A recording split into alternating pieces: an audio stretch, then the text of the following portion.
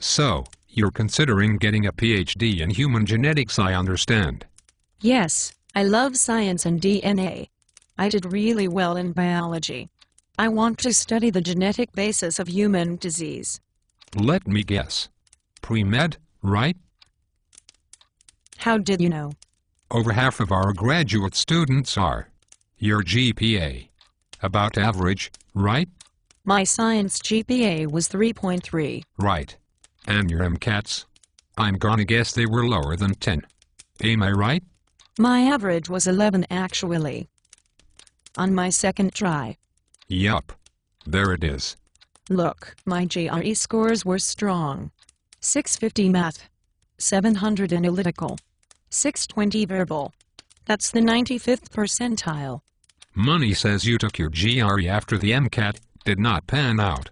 Those scores might be fine to put you in the running at a crappy state school. But it doesn't cut the mustard here. Those scores would put you in the lower third of your class. Among American students, mind you. Students from overseas are bringing in 888s. And that's if you were admitted here. Frankly, I'm surprised you got an interview. My father went to this esteemed university? A legacy admission. All those alumni contributions to get your foot in the door. Sad that poverty will be your friend for the balance of your graduate education. I am not here for money. My love of science and DNA brings me here. I want to do important research into the genetics of disease and... Stop. Stop it now. I don't care to hear you recite the finer points of your personal statement, your relative with cancer, your family history of disease. The implicit vanity of studying DNA to learn more about yourself doesn't strike you as a tad narcissistic? I want to discover genes that cause diseases and you think your science will lead you to develop cures for these diseases? Medical treatments that will cure cancer, heart disease, mental illnesses, right? Knowing what our DNA means is key to stopping human diseases. Not eating goddamn potato chips and sitting on your ass is the key to stopping most disease. Unless you have a highly penetrant Mendelian disease, most of the genetic variants which will cause obesity, diabetes, strokes and heart attacks are probably common variants, with very small effects, working in concert with one another. Finding even the most highly penetrant variants will still explain only a small fraction of common diseases.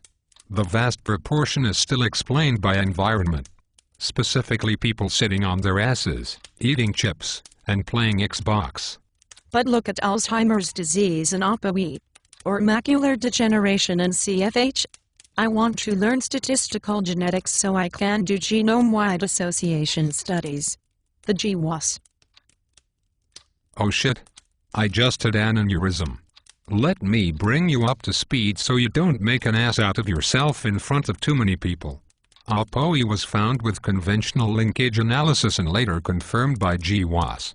CFH and macular degeneration was found using both techniques. The big victories for GWAS have added up to shit. Genetic epidemiologists have taken over the money race and formed gigantic collaborative projects to find these common variants with trivial effects.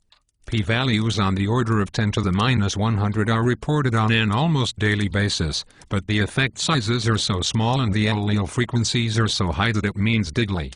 There have not been rafts of new treatments, significant improvements in predicting disease, or prevention of disease resulting from GWAS. GWAS is dead. Fucking dead. And the sooner you learn that, the sooner you can get on with your education. Next-generation sequencing will explain much of this missing heritability of human disease. The $1,000 genome is almost here. Pretty soon we will have everyone's complete DNA sequence and... I think I've had at least 3 TIAs in the course of talking to you. People have been doing next-generation sequencing for several years now. These studies will invariably discover several of the same genes previously found by linkage analysis over a decade before. But how many people have you met with Kawasaki syndrome, Miller syndrome, or any disease that has been picked off by next-gen sequencing? Exactly. Yes, sequencing will probably have an important role in human genetics, but it is not going to explain the missing heritability of disease. And how do you plan to apply your findings for all of the incidental rare variants you will inevitably uncover? I can't tell a family what disease their child has and... I can see you have not thought this through very much, have you?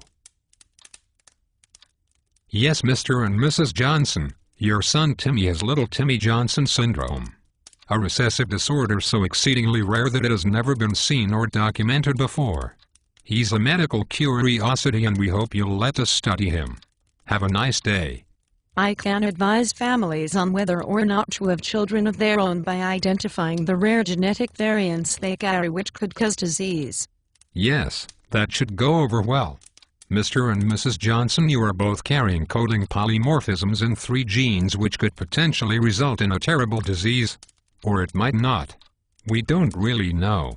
Up to you now if you want to have children or terminate any pregnancies. Have a nice day. It would not be like that. Look. You. Me. Everyone is walking around with hundreds of coding variants. Some of them could lead to devastating disease. And some are totally benign. If you are comfortable telling a family that they may or may not have a child with a debilitating disease and leave it up to them, that is on you. Next generation sequencing is going to make this kind of personalized medicine possible. Are you Francis fucking Galton? Are you pulling this Gattaca stuff out of your ass? Are you going to forego children because you are walking around riddled with hundreds of potentially pathogenic variants? No, I am just going to give others who want to know enough information to you. Enough information to be uncertain and scared shitless. Furthermore, you are not planning to use the same technology to guide your own decision. You, the expert, will dispense uncertain advice to patients but will not use that information to guide your own decisions. Hypocrite. How are you bringing about personalized medicine again? I think I'm going to be sick. Shit, I hadn't thought this through. What am I supposed to do now? Well, you can either leave now and try to find another occupation to suit you. Or you can buckle down and prepare for 6 to 8 years of graduate school courses, qualifying exams, neglect, and hoop jumping. At the end of this you'll probably enter a postdoc, where you'll labor 60 to 80-hour weeks for the same money you'd make as a Walmart cashier. If you are hardworking and lucky, you may be able to get a tenure-track position after several years. You will toe the line on the orthodoxy of our field as you worry about funding, the security of your position, and that you are losing your edge to top scientists and younger, smarter graduate students at the major genome centers. All of which is probably true. You will forgo a happy family and children.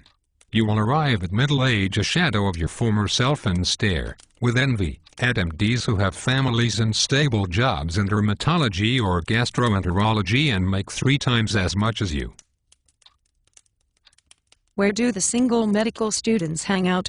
In Starbucks. And at the library. That is good to know. This has been useful. I hope so. Goodbye. And good luck.